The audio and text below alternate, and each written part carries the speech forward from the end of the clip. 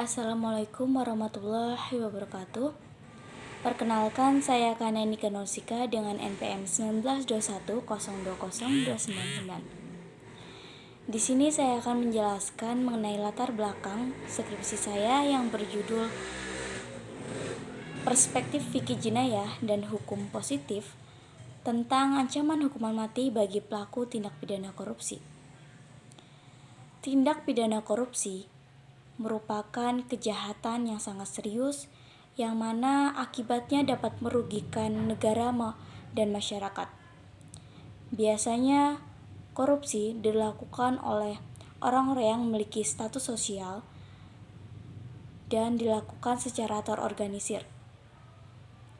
Peraturan mengenai tindak pidana korupsi sendiri diatur dalam Pasal 2 Ayat 2 Undang-Undang Nomor 31 Tahun 1999 Junko Undang-Undang Nomor 20 Tahun 2001 tentang pemberantasan tindak pidana korupsi.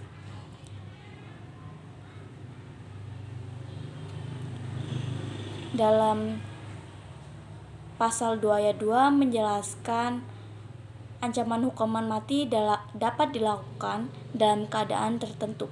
Maksud dari keadaan tertentu yaitu korupsi yang dilakukan pada dana-dana untuk penanggulangan bahaya atau penanggulangan bencana alam atau bencana alam nasional, dan dana-dana yang diperuntukkan yang dilakukan dalam keadaan krisis ekonomi maupun moneter.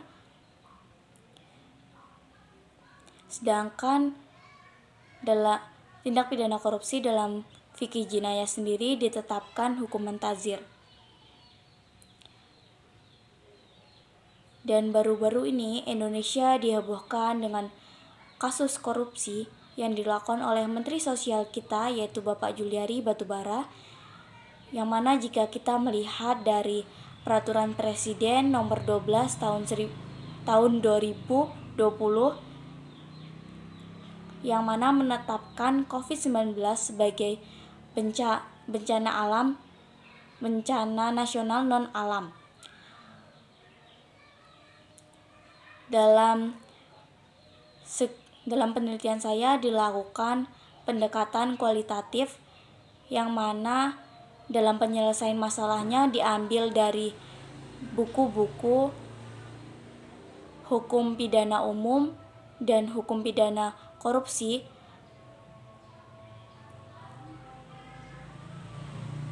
yang terdapat dalam Undang-Undang Hukum Positif maupun Fikih Jinayah.